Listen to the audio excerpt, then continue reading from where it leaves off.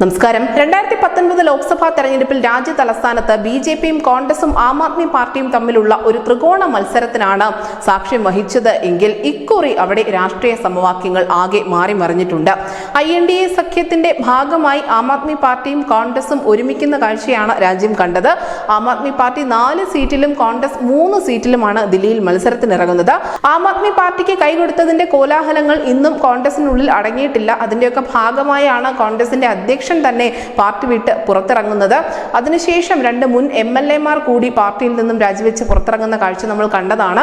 മറ്റ് നിരവധി രണ്ടാം നിരയിലുള്ള നേതാക്കളൊക്കെയും കോൺഗ്രസിനോട് വിട പറഞ്ഞിറങ്ങുന്ന ഒരു കാഴ്ച, അതും ഈ ആം ആദ്മി പാർട്ടിയുമായുള്ള സഖ്യത്തെ ചൊല്ലി മാത്രം അവിടെ വലിയ പ്രതിസന്ധികൾ പാർട്ടിക്കുള്ളിൽ നടക്കുന്നുണ്ട്. എന്തായാലും സംസ്ഥാന രാഷ്ട്രീയത്തിലും അടിത്തറ ഒലിച്ചുപോയ കോൺഗ്രസിന് ദില്ലിയിൽ നില മെച്ചപ്പെടുത്തേണ്ടത് വളരെ ആവശ്യമാണ്.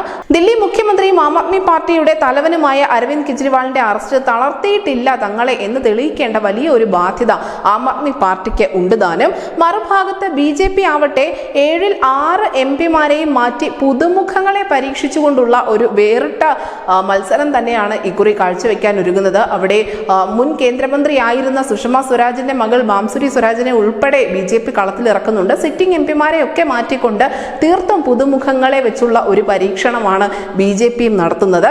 എന്തായാലും ക്ഷേമ പദ്ധതികളിലൂടെ നഗരവാസികളുടെ കയ്യടി നേടിയ ആം ആദ്മി പാർട്ടിയെ കടുത്ത പ്രതിരോധത്തിലേക്കാക്കിയത് ഈ മദ്യനയ കേസും അതിന് തൊട്ടു പിന്നാലെ വന്ന അരവിന്ദ് കെജ്രിവാളിന്റെ അറസ്റ്റും ഒക്കെ തന്നെയാണ്. മുഖ്യമന്ത്രി അരവിന്ദ് കെജ്രിവാൾ, മുൻ ഉപമുഖ്യമന്ത്രിയായ മനീഷ് സിസോദിയ, മുൻ മന്ത്രി സത്യേന്ദർ ജെയിൻ എന്നിവരൊക്കെയും ജയിലിലാണ്. മറ്റ് പല നേതാക്കൾക്കെതിരെ നിരവധി കേസുകളും നിലവിലുണ്ട്.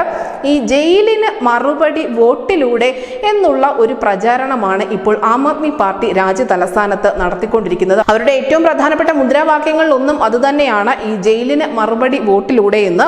ഇപ്പോഴിതാ അറസ്റ്റിനെ ന്യായീകരിക്കും എന്നതുകൊണ്ട് തന്നെ അരവിന്ദ് കെജ്രിവാളിന് വേണ്ടി ജാമ്യ നീക്കം നടത്തുന്നത് ആം ആദ്മി പാർട്ടി അവസാനിപ്പിച്ചിരിക്കുന്നു എന്നുള്ള റിപ്പോർട്ടുകൾ പുറത്തു വന്നിരിക്കുന്നു.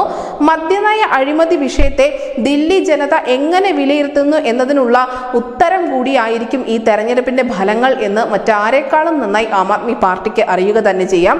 അടുത്ത ഫെബ്രുവരിയോടടുപ്പിച്ചാണ് ദില്ലിയിൽ നിയമസഭാ തെരഞ്ഞെടുപ്പ് നടക്കാനിരിക്കുന്നത്. അതുകൊണ്ട് തന്നെ ഇതൊരു ക്ലാസ് ടെസ്റ്റായി കൂടിയാണ് ആം ആദ്മി പാർട്ടി കാണുന്നത് താനും.